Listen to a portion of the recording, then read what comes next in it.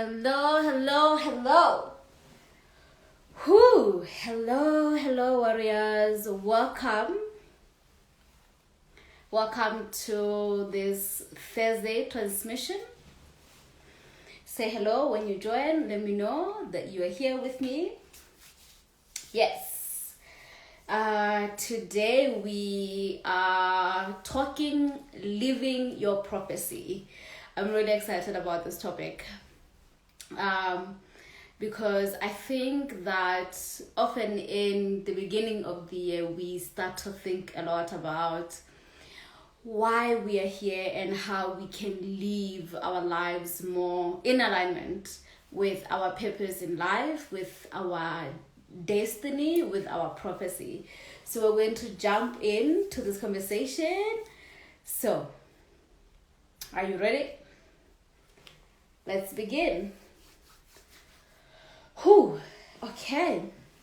Hello Mtikazi, hello Mamiting, hello Zulu Blood, hello Auslebu, hello Kilebukhile. So good to see you all here. Thank you for joining. Okay. Living your prophecy. Alright, I like to begin a little let's go back, a little back. I mean, even though time does not exist. But when we start from the origin, it's easier for us to understand the present, right? So let's start. It's very important for all of us to understand that one, we are consciousness, right? And as consciousness, we have always been existing and we will continue to exist. And the prime directive of consciousness, at least in this current moment, is creation, right? So the prime directive of every single person in the world is to create, to constantly explore, express yourself in different ways that allow you to create something new, to bring from your inner realms into the physical manifestation, right? And a long time ago, in the beginning, before the beginning, let's just call it before the beginning, everything that we see now used to exist in what we may call the dream state, right? And in the dream state, everything existed. All the potentials, all the possible ways in which we could be existed in the dream state. And then at a certain point, there was an impulse for this unmanifested potential to be manifested in the physical realm, right? So I like to start at that far off and at that level so that we can understand when I say every single person has a prophecy, every single person has a destiny, and it is our prime directive to live this prophecy, to embody this prophecy. And this, what I call this prime directive, comes because within you there is this impulse to move to certain places, to move towards certain expression, certain creativities, certain sensitivities, right? And this is important to understand because where you feel yourself led to, that is actually your prophecy. That is the prophecy that has been spoken, right, into your life, as your sacred destiny, as your highest purpose, as your potential, right? Are you with me? I feel like I started as way up there, so I hope you're with me. Thank you, Auslebu. So good to have you here as well. Yes, okay. So once we understand that we are born with this impulse to create, to to manifest, to express ourselves a certain way, then we can accept that all of our lives do have meaning, and that every single person has a purpose, right? And part of our journey on this earth is to explore this purpose. It's to remember this purpose. It's to live this purpose, or what I prefer calling a prophecy. I call it a prophecy because the way that you are, right, it is part of the essence that you are, part of your soul imprint, soul blueprint, right? The way that you are is how you have always been throughout all of time. And you just keep changing how you express yourself. So another way of saying this is people who find themselves drawn to like the spiritual, the psychic, the poetic, the mysticism, have always have this aspect of themselves with them throughout all of time. What changes with each lifetime is that you will express yourself differently, right? So if you are a poet, that poet has always been there, will always be there. And there may be a lifetime where you are expressing that poetry through being a policeman or a policewoman, right? But that essence will always be there, right? So we spend a lot of our times thinking that our prophecy in life is to do particular jobs or particular works, when really the prophecy in your life is to actually express how you are, who you be in your life, right? That is the ultimate higher purpose, right? It's expressing who you are, not so much doing certain things. So a person could be in that prophecy, they could be living that prophecy, even if that job is not a job that is requiring them to be constantly creating. But they're living that prophecy if in their lives, in other aspects of their lives, they allow themselves to be creative.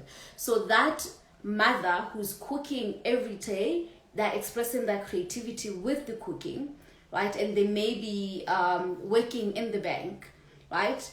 And so when we are asking, is this person living that prophecy? Yes, they're living that prophecy because they're engaging with that creativity in something that they're not even getting paid for, but they are doing that on a consistent basis. They're creating parties for their children and they're expressing that creativity in that sense. So a lot of the time when we are thinking about how do I live my purpose or how do I live my prophecy, we think that living our prophecy is something that we have to be doing to get paid in, and that may be true for some people, but it can also just you understanding that living your prophecy is something that you live every single day, right? So let's go back to, you're welcome, let's break down this idea of prophecy, right? So a lot of people like to come to shamans and oracles to find out what their calling is. And I get this a lot with people coming to work with me. What is my calling, right? And a lot of people, I think even in this, here in this community, we like to talk about, I am called by the ancestors. So the ancestors have called me. And this calling is the prophecy that the ancestors have spoken into my life. Right, so I want to break down a little bit of this, of how we may get stuck in thinking that your prophecy is like it's like something you were forced into by God, by the ancestors, by guardians, and that could not be close to the truth, right? So as consciousness, every single one of us, we have an essence that is meant to express itself, right? And the way that you are meant to express yourself, it is actually written in what we call your DNA. That information is inside your blood, that blueprint, right? So, for example, as I'll use myself as an example, my prophecy has a lot to do with the psychic and the mystic impulse, right? It's inside my DNA, this impulse to be a psychic, this impulse to be a mystic or a poet, right? So as it's written in our blood, or in our ancestry, or in our DNA, every part of yourself will be pulled to move in the direction of this impulse, of the psychic tendencies, or this mystic tendencies, or creative tendencies, whatever that creativity is for you. And let's just update everyone that every person is a creative, right? It's just expressed differently. The person who's playing football is a creative. The person who loves to paint, interior design, these are different versions of creativity. Even the person who likes mathematics, the accountant, they're creative in that sense, right? So this is not just applying to people who we often call artists. It applies to all forms of creativity, right? So when you have that impulse coded in your DNA, you will be led by a divine force, right? Towards experiences that will work with those psychic tendencies, creative tendencies, mystic tendencies, whatever tendencies you have, right? So unfortunately, for most of us, we live in a planet where we are not currently given a lot of opportunities to express all of our creativity or our tendencies, right? So this is why a lot of people are gifted. They have the psychic abilities and mystic abilities and artistic abilities, but they are not able to express these, right? And because they're not able to express this, something actually happens to our DNA when it's not able to follow through with its impulse, or when it's not able to follow through with its prime directive, the directive it was given by you as a consciousness, by the source of all creation, right? But truly that impulse is actually created by you, not your ancestors, not even the consciousness we call God. Of course, it originally is from source God, but that impulse that you are currently in, it's mostly your own consciousness. And this will be difficult to understand if you don't know yet that you are an ancient being who has always existed, and that you have within you the divine spark of the source of creation, and that you are not separate. God is not outside you. God is already within you. That's the divine spark. This is why I say you as consciousness, you have created your own impulse. You are co-creating that impulse. Yes, there is always a source of creation, which is what we often call God, which is not you, okay? Got that? But in your life today, the impulse you are led to, the higher aspect of you is the source of that. Does that make sense? I hope that makes sense. I hope you're following. Yeah, this is a little bit like high level. Yeah, okay, great. So as an ancient consciousness that has this impulse to be who you are, if you're not given opportunity to express that, which is majority of us, something happens to the DNA. And the DNA is the source of our life force, right? So when we are creating, we are in movement. And when we are in movement, our life force is able to circulate properly within your body, within all of your bodies, within all of your consciousness. And this is where people begin to thrive, because your life force is moving properly, right? And then if you're not able to actually express your creative abilities, tendencies, and so forth, your life force is not moving anywhere. And so it would just be there, right?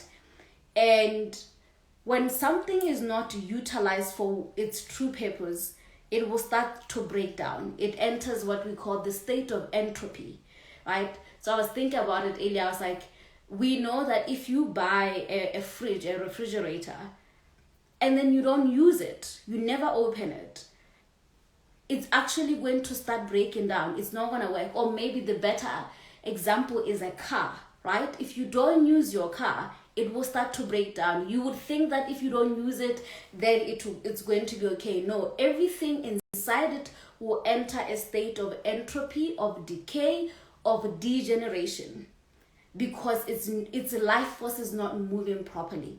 So the same is true for us. When we are not in alignment, we're not using our creative abilities and tendencies and expressions, we enter a state of entropy, and then we are not able to thrive. And then in fact, everything outside our lives, which we call our lives, will start to not work out. And this is where the misconception that if you don't answer your calling, you will be punished by the ancestor. And I can understand why we say this, because essentially, if you look at it from a multidimensional level, if you do not utilize the life force in your DNA, your ancestry, right? And your ancestry is what we often call our ancestors, right? If you're not utilizing that life force in the DNA will collapse. And when it collapses, that energy is not helping you create outside. And so really what we're talking about when we say our ancestors are punishing us for not answering our calling, we're really talking about the DNA is not able to create for us because it's not being utilized. It's just left there, so it kind of dies, right? I hope that makes sense. If you've always wondered about why we say that we are meant to live our prophecies, to answer our calling, right? But what's important is for people to understand that answering and living your prophecy is a you thing. It's about you. It's about, if you want to truly be well and to thrive and to actually express yourself truly, you will have to do and take the steps that you need and require to actually create, to use your psychic abilities, to use your spiritual abilities, to use your mystic abilities, your artistic ability, whatever abilities you have, right? Because in the instance that you don't, which is what we're seeing right now. So there is one of the things I see with gifted people is the idea that once I have answered my prophecy or my calling, then everything will start to just move with ease and with flow and with smoothness. And for most people, that's not what happens. What does happen is once you have answered your calling, which is once you have started to listen to the direction that your DNA is giving you, once you listen to the impulse, then your work as a co-creator, as an ancient being, is to continue to keep moving, to allow that impulse to go out into the world. And that has nothing to do with your ancestors and everything to do with your consciousness. Our ancestors as other aspects of consciousness that are close to you, that are connected to you, they do want you to thrive. Because when you thrive, when you utilize your creative impulse, what are you doing? You are expanding DNA, which means you are expanding your ancestors, which means you are expanding the collective human race, which is why ancestors are invested in our living our prophecy, living our calling, living our purpose, right? It's nothing actually personal. It's actually a planetary reason, because actually in a lot of people not answering their prophecies and their calling, the consciousness of humanity will enter a state of entropy, which is what has happened because we created system in the world that have blocked our psychic abilities, creative abilities, and so forth. We are seeing different issues or around mental illness, physical illnesses, and disconnection in people, and sadness and loneliness, all these emotions of lower states. And these are coming through because we are not listening to the directive of our DNA, the directive of what our essence is here to express itself as. Right? Are you with me? Let me drink my water. I think I just kind of like dropped some really deep deep concepts. So are you with me? Let me know.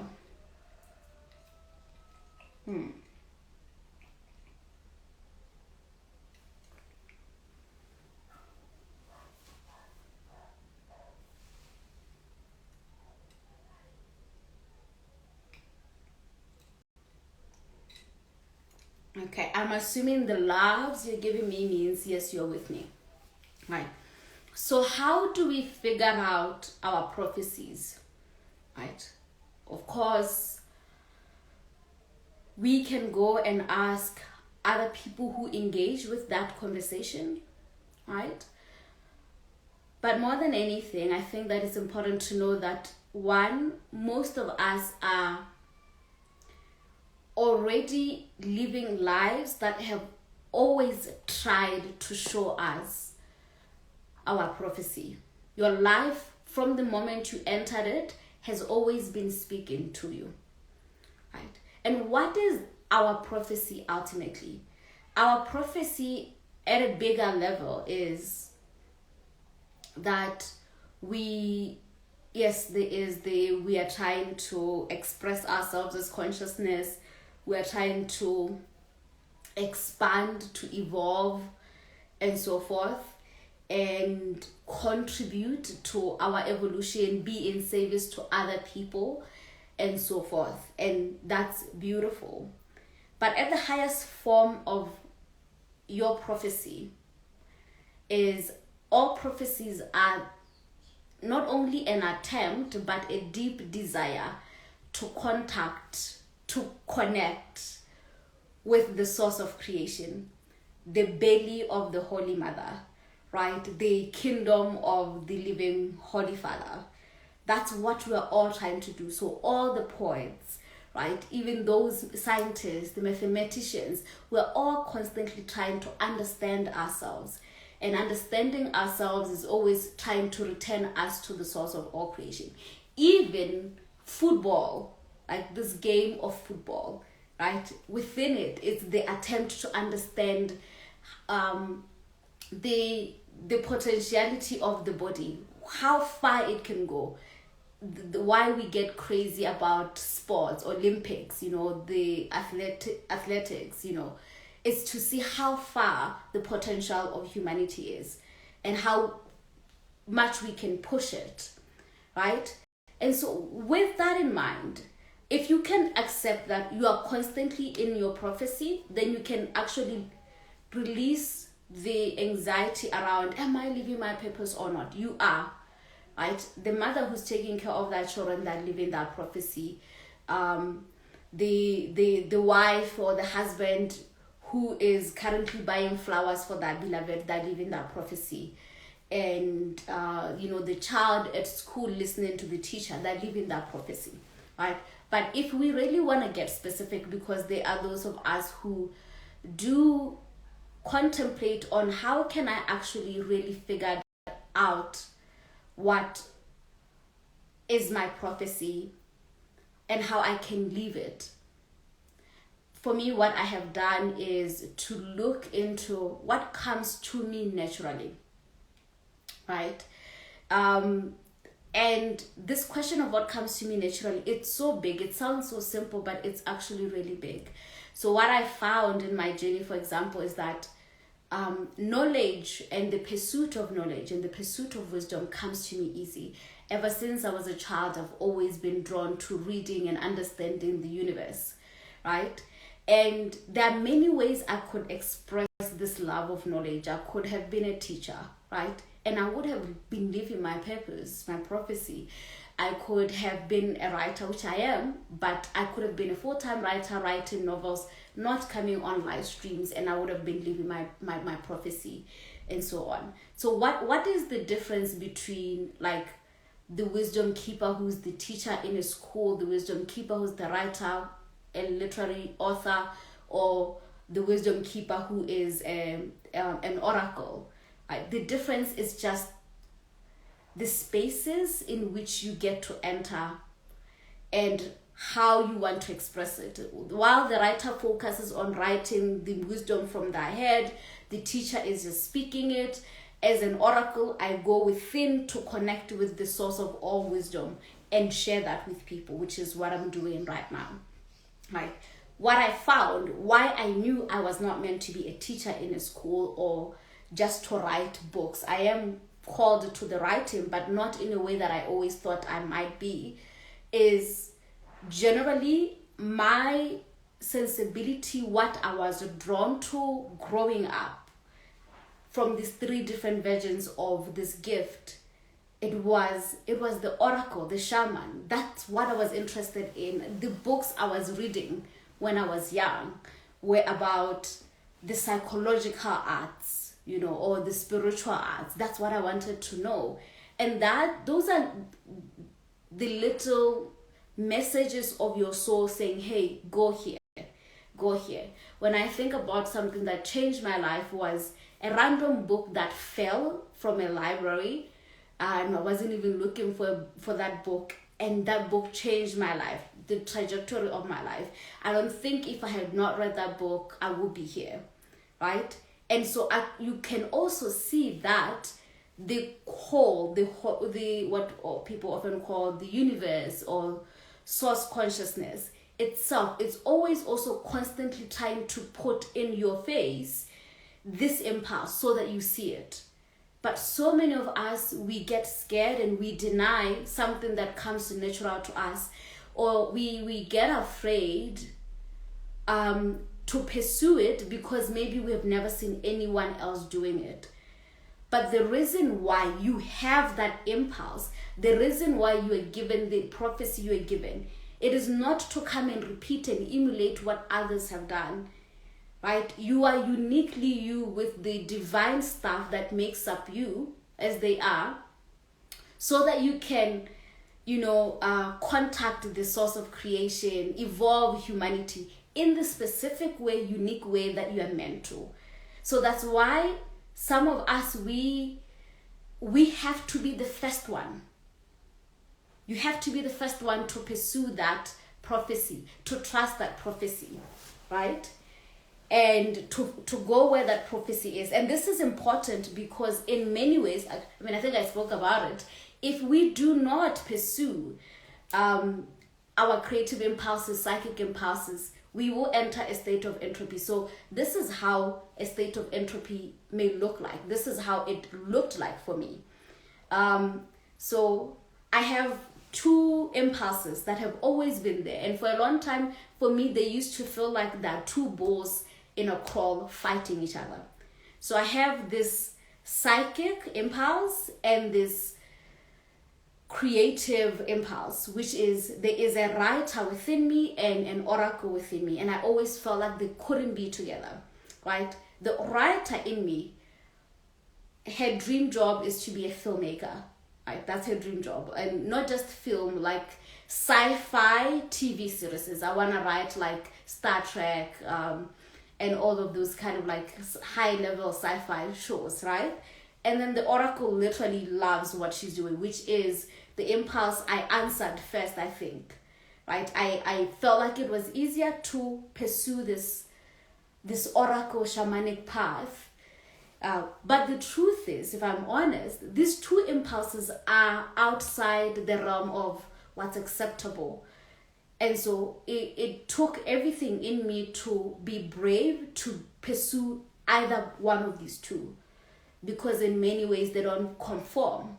And I am the first. I had to be like, I'm gonna make being an oracle my full-time job, and I'm gonna make sure that I'm successful at this, So there are years where I pursued the creative impulse, and then years where I pursued the oracle impulse. And what often happens when I neglect the other impulse? So lately, I've noticed that I've been neglecting the creative impulse that wants to just create for the sake of creating. Writing captions on Instagram is not me utilizing my creative impulse. I know people are like, but Joy, you're always writing. No, I'm not. Like the writing I know I'm capable of doing, I have not done, right? And so what happened when I started doing, for those who've been following me, I'm currently working on my body, right? And when I started having deeper journey with the body, I realized that when I'm not creating, my body picks up on that, and then it starts to pack up weight, because it actually feels unsafe, but also it doesn't know where to take this life force, this creative energy life force within. So it stores it inside itself, but it's actually a state of entropy, even though someone else may look at me and not see it as a form of decay. To be like, oh, because you are, bigger, then that means there isn't a decay here. But it is decay, because my life force is not moving properly, right? And so what I have come to really understand, what we call disease, is it's when we are not allowing our life force to move properly, and when we are denying who we are, when we are denying our interest, our highest excitements, when we shut down. And for a lot of like adults, those of us who are in our 30s and 40s, we stop to experiment and explore in our lives, because we step into specific roles, maybe the role of the mother, the wife, the husband, and then you lose your creativity, you lose that inner child innocence and exploration. And that is why a lot of us start to have chronic illnesses at this particular age. Those chronic illnesses are actually the soul trying to ring a bell to say, hey, your life force is not moving properly. You are not dancing enough. You are not writing enough. You are not cooking enough. You are not decorating enough. You are not singing enough. You are not spending time with your loved ones enough. Right? And so that's why we, the cells start to decay, and then we call that cancer, because the life force is in a state of entropy, right? So how do we live our prophecies? Because I think I spoke a lot about our prophecies. How do we live our prophecies? There are those of us who are called to live our prophecies like the way I do, which is like a full-time thing. I live this prophecy. I am a full-time oracle and full-time, well, as of today, I'm officially going back to writing. I just hired my writing coach so I can start writing, because I started to notice that I was not living this prophecy, because I created stories like I don't have enough time and all the stories. But I had a conversation this morning with my physical trainer, and he was telling me how he's finding himself eating a lot, and he's like, I think there's some kind of emptiness within me, and I don't know what that emptiness is about.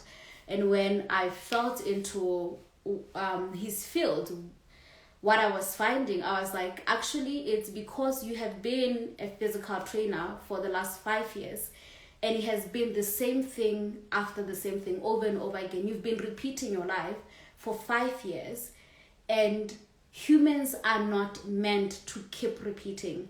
We are meant to evolve, to expand, to create something new all the time. There is a saying that God like God is in motion, it's in the movement. Life is in movement. So when we are not moving, and this is not physical moving, but when it just feels like, oh, I just keep going to my work and I keep doing this task year after year, that emptiness will start to open up, and it feels like, I got the job, I got the money, I got all of this, but I'm not happy. Why? This is also my dream job, because you were saying, Joy, but this is my dream job, so why will I not be satisfied with that? And I said, it's because of that lack of novelty, lack of exploration and expression. You are not allowing yourself to go beyond how you've been doing this work. And this is also some of the reasons why, for those who are in the spiritual path, we resist this path, because we get stuck in wanting to do it the same way it's been done in the past. I am for the preservation of ancient heritages, the preservation of ancient what is the word I'm looking for? Sacred processes and ancient wisdom. I am all for that. But we are not meant to become our ancestors. We are meant to create a new world.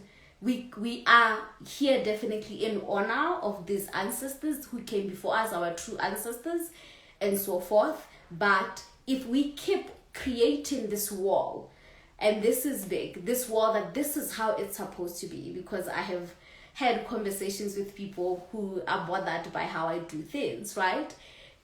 We will enter a state of entropy, and in fact, our psychic abilities will not expand and grow in ways that they're meant to, because we want to keep repeating life after life after life.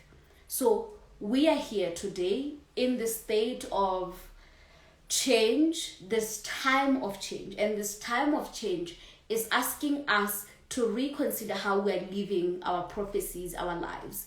You may have been given a calling, which maybe is to take care of children, or to build in the land, and to build and create medicine for people, whether that's physical or spiritual or psychological, whatever that is, right? That prophecy, though, it's not meant to just be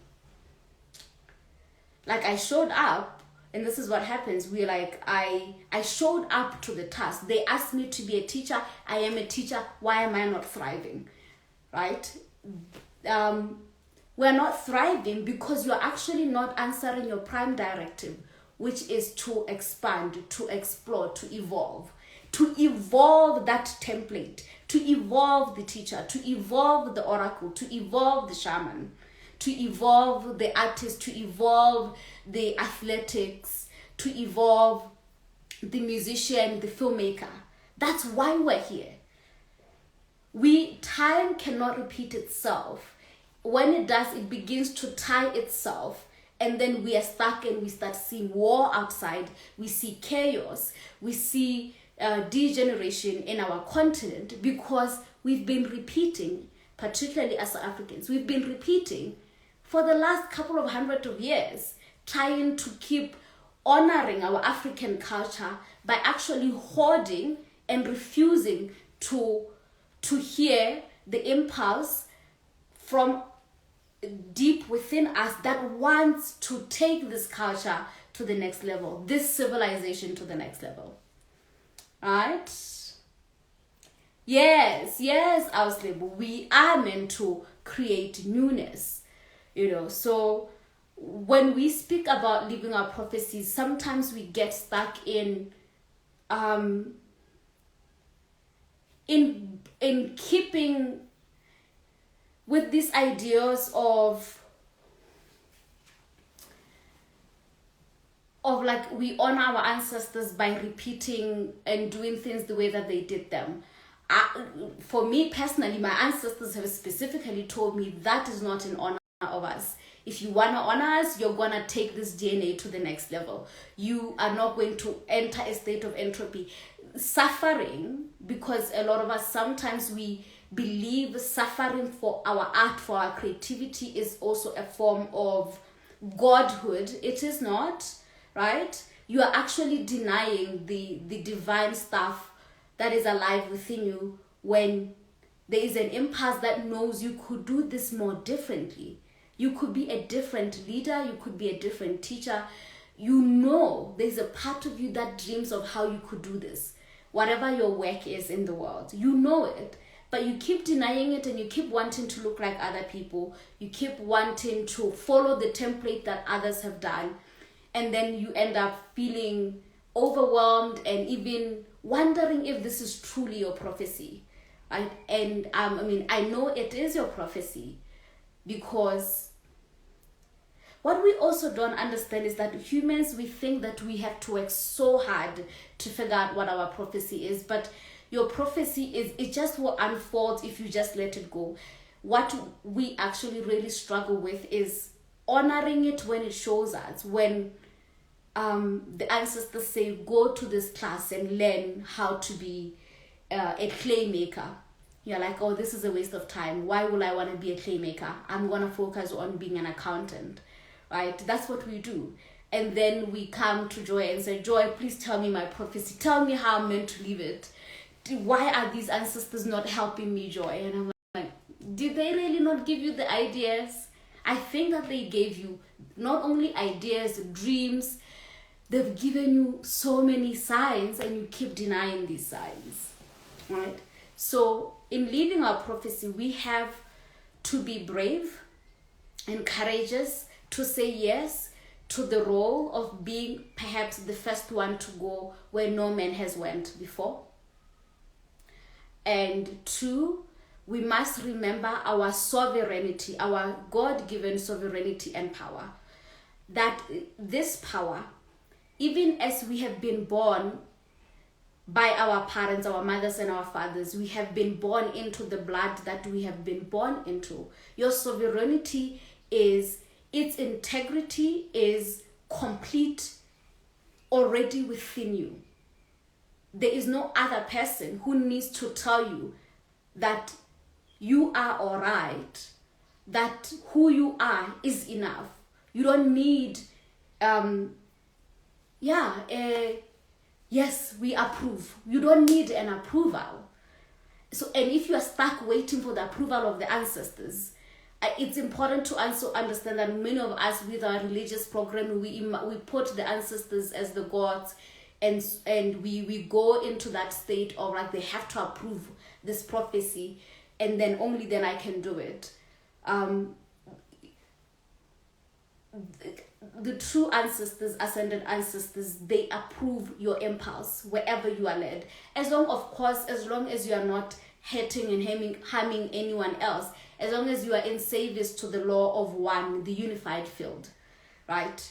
They will approve that, right? So you are sovereign. And yes, you are called, but you also called yourself. And this one is, I think, so powerful and difficult and scary. In living our prophecies, we have to step into our inner authority, right? Our inner authority is really around one, understanding that you are the author of your life. You are co-creating, writing the story of your life. And yes, you can get directions from other people who have went before you. You can, like people who are living like me and other people that you know, right? And that's great. But nothing I say here, if it does not resonate with it, if it doesn't resonate with you, drop it, because it's not in alignment with you and it's not going to support your own inner authority, right? And so our training, programming we need to be approved by someone else outside ourselves to live our prophecy. Something we need to drop and trust that in the same way God speaks to Joy, to the priest, God speaks to you too. It is literally impossible that you could be alive and divinity will not speak to you, will not show you the next step. It's actually one of the most common thing I hear all the time when people come for sessions with me is, Joy, you just affirmed everything I already knew. Like there's nothing you said to me that's brand new. And that's because God has always spoken to you. The ancestors have always spoken to you, trying to show you the guidance. And it's okay, we can come and get like the second opinion from someone, sure, and sometimes that helps us with our inner authority. But it's just important to know that we don't have to go to the shaman and the priest and the guide to know what our next step is.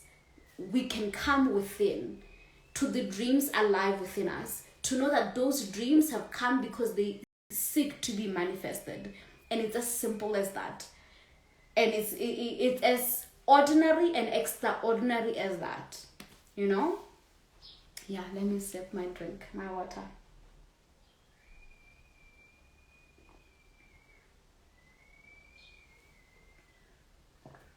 Yes. Are you with me, Connie? Are you with me, Akona? Wendy, Lisedi, Bangu, Golden, Dakini, Tumi, Gabo, Lilasi, T-Bex. Yes. And everyone else is here. Are you with me? Let me know.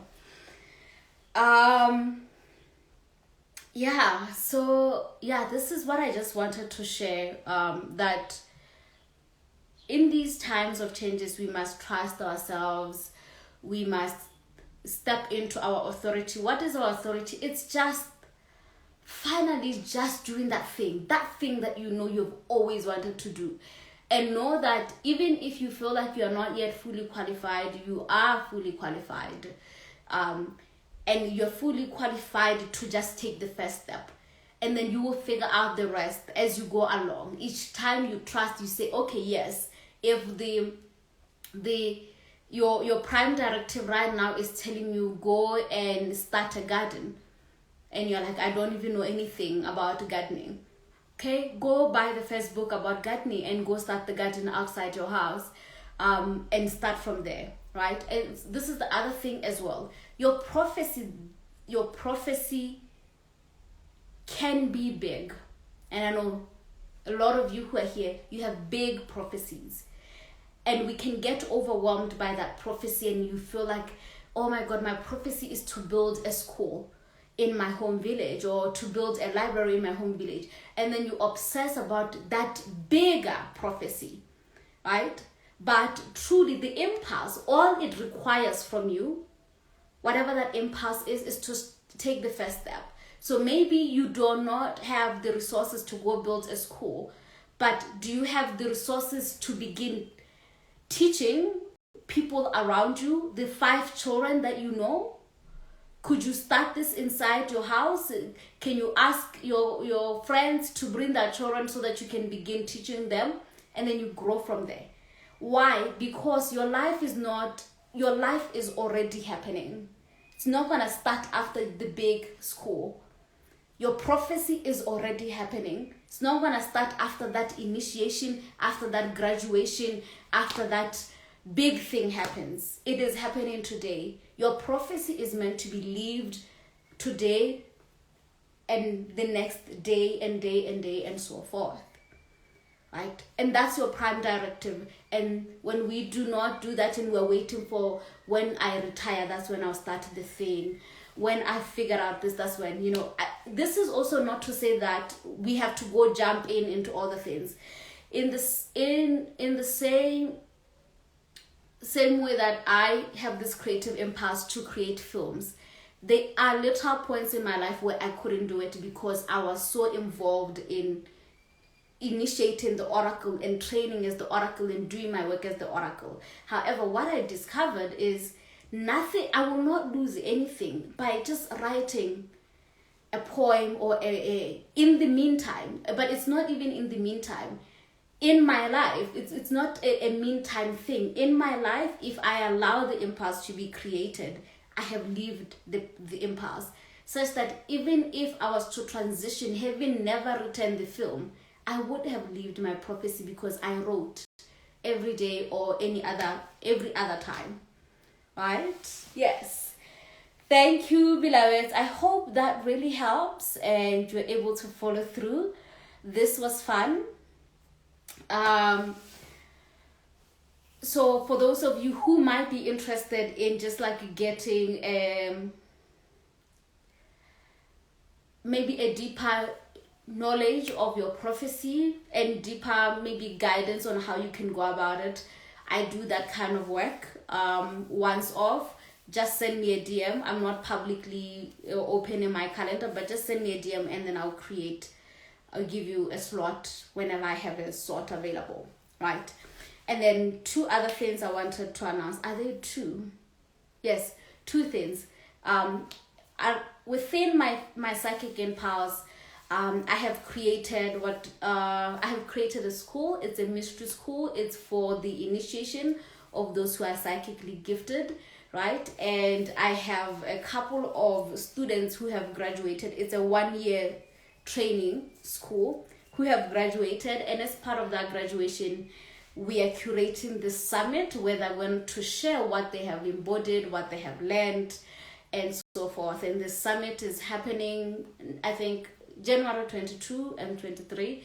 So if you want to just come and chill with us, contemplate, and hear what the Warren Mystery School alumni have to share, please check out my bio link to read about the Genetic Pathcutter Summit and join us. It's a free offering we're giving. It's also, I believe, my students' way of stepping into that prophecy on a higher, on the next level, whatever that next level is for them, right? So come and hang with us while we're doing this. And then on my creative impulse, the writer part, if you are here and you are like a poet, a writer, a short fiction writer, or creative nonfiction, another project of mine, Africa in Dialogue, we have an internship program for those people who want to become literary interviewers. So the art of interviewing. The thing is, it may sound like I'm talking about 2 different things, but they're actually the same, because you see, the same impulse that is interested in asking questions as interviewers is the same impulse that exists for the oracle and the shaman, right? But anyway, if you are into that, please also check out my interview magazine, African Dialogue, and check out about this opportunity. Apply or share it with people who may be interested in activating this creative impulse for themselves. Yes. Yeah, okay. Thank you so much for joining me. I will be for this month of January, I'm going to be doing these live streams every Sundays and every Thursdays. So you can join me on Sunday for the live stream of the day.